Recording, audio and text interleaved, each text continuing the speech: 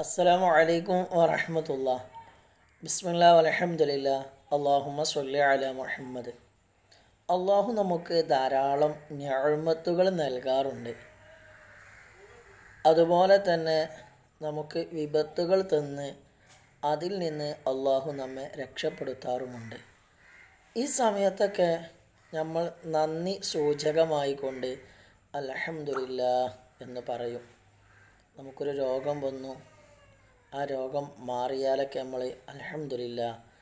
അതല്ലെങ്കിൽ നാം ഒരു വീടെടുത്തു, വളരെ റാഹത്തോടുകൂടെ സന്തോഷമുള്ള നല്ലൊരു ഭവനം പണിതു, ആ സമയത്തൊക്കെ നമ്മൾ അൽഹംദുലില്ലാഹ് എന്ന് പറയും.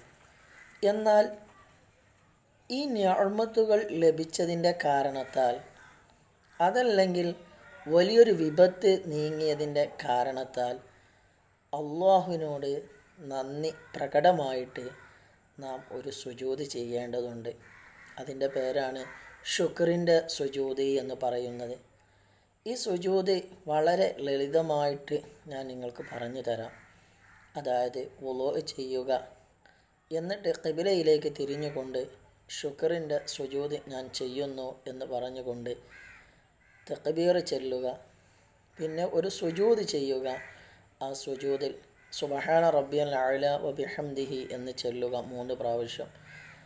അതല്ല എങ്കിൽ അതിന് പ്രത്യേകം ചൊല്ലൽ സുന്നത്തുള്ള ഒരു ദിക്റുണ്ട്.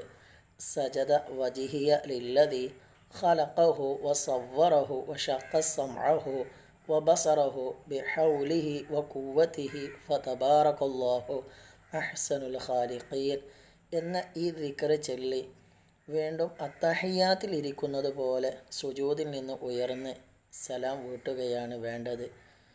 അല്ലാഹു സുബ്ഹാനഹു തആല അവൻ്റെ അനുഗ്രഹങ്ങളിൽ അവന് ശുക്ർ ചെയ്യാനുള്ള തൗഫീക്ക് നമുക്ക് തന്ന് അനുഗ്രഹിക്കട്ടെ. അസ്സലാമു അലൈക്കും വറഹ്മത്തുള്ളാഹി.